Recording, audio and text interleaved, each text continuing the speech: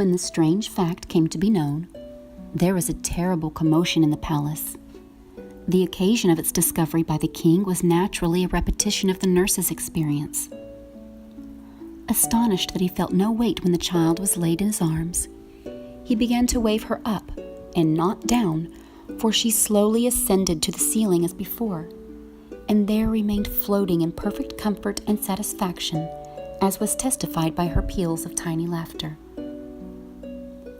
The king stood staring up in speechless amazement, and trembled so that his beard shook like grass in the wind. At last, turning to the queen, who was just as horror-struck as himself, he said, gasping, staring, and stammering, "She can't be ours, queen."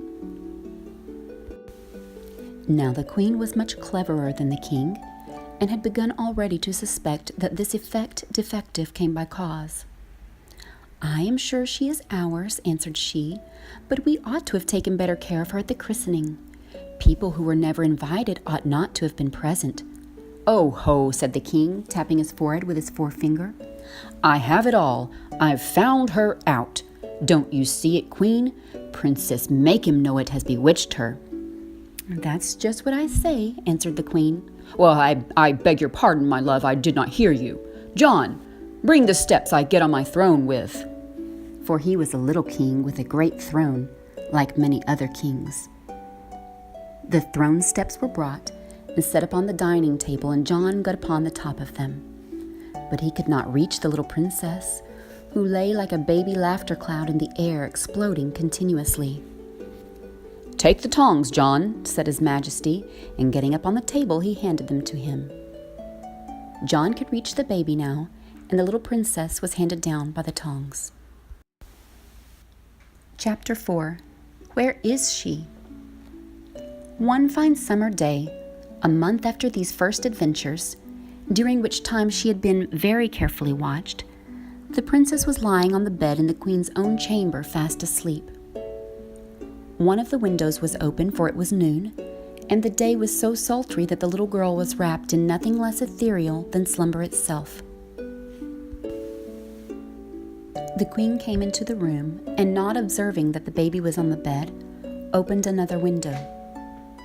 A frolicsome fairy wind, which had been watching for a chance of mischief, rushed in at the one window, and taking its way over the bed where the child was laying, caught her up, and rolling and floating her along like a piece of flue or a dandelion seed, carried her with it through the opposite window and away. The queen went downstairs, quite ignorant of the loss she had herself occasioned.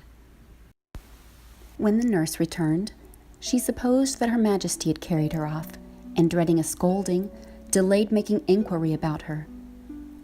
But hearing nothing, she grew uneasy, and went at length to the queen's boudoir, where she found Her Majesty.